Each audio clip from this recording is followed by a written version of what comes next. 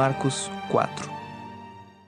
Voltou Jesus a ensinar à beira-mar, e reuniu-se numerosa multidão a ele, de modo que entrou num barco onde se assentou, afastando-se da praia.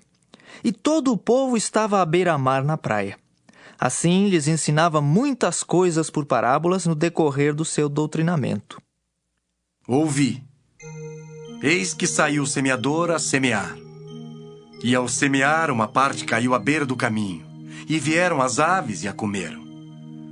Outra caiu em solo rochoso, onde a terra era pouca, e logo nasceu, visto não ser profunda a terra.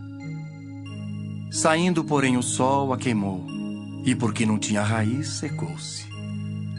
Outra parte caiu entre os espinhos, e os espinhos cresceram e a sufocaram, e não deu fruto. Outra, enfim, caiu em boa terra e deu fruto, que vingou e cresceu, produzindo a 30, a 60 e a 100 por um. E acrescentou: Quem tem ouvidos para ouvir, ouça. Quando Jesus ficou só, os que estavam junto dele com os 12 o interrogaram a respeito das parábolas. Ele lhes respondeu: A vós outros vos é dado conhecer o mistério do reino de Deus, mas aos de fora tudo se ensina por meio de parábolas, para que vendo vejam e não percebam, e ouvindo ouçam e não entendam, para que não venham a converter-se e haja perdão para eles. Então lhes perguntou: Não entendeis esta parábola, e como compreendereis todas as parábolas? O semeador semeia a palavra. São estes os da beira do caminho, onde a palavra é semeada, e enquanto a ouvem, logo vem Satanás e tira a palavra semeada neles. Semelhantemente são estes os semeados em solo rochoso, os quais, ouvindo a palavra, logo a recebem com alegria. Mas eles não têm raiz em si mesmos, sendo antes de pouca duração. Em lhes chegando a angústia ou a perseguição por causa da palavra, logo se escandalizam. Os outros, os semeados entre os espinhos, são os que ouvem a palavra. Mas os cuidados do mundo, a fascinação da riqueza e as demais ambições, concorrendo, sufocam a palavra, ficando ela infrutífera. Os que foram semeados em boa terra são aqueles que ouvem a palavra e a recebem, frutificando a 30, a 60 e a 100 por um.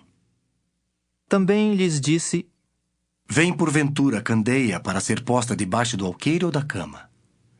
Não vem antes para ser colocada no velador? Pois nada está oculto, senão para ser manifesto, e nada se faz escondido, senão para ser revelado. Se alguém tem ouvidos para ouvir, ouça. Então lhes disse: Atentai no que ouvis. Com a medida com que tiverdes medido, vos medirão também, e ainda se vos acrescentará. Pois ao que tem se lhe dará, e ao que não tem, até o que tem lhe será tirado. Disse ainda: O reino de Deus é assim como se um homem lançasse a semente à terra.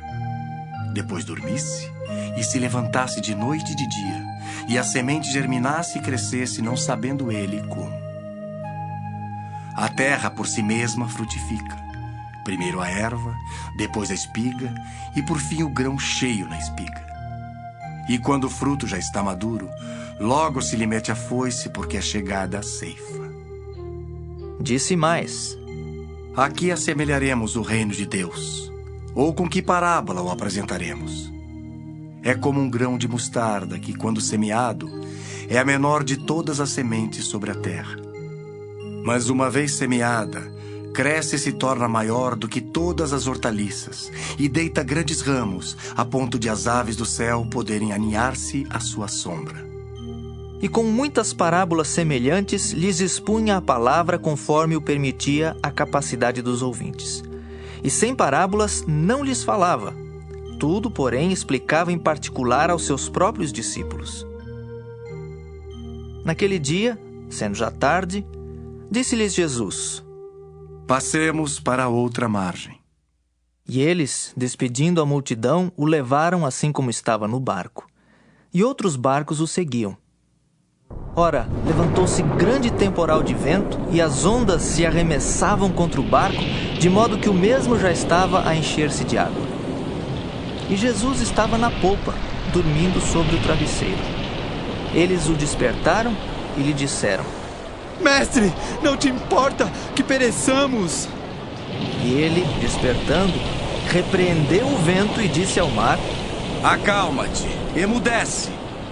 O vento se aquietou e fez-se grande bonança. Então lhes disse: Por que sois assim tímidos? Como é que não tendes fé?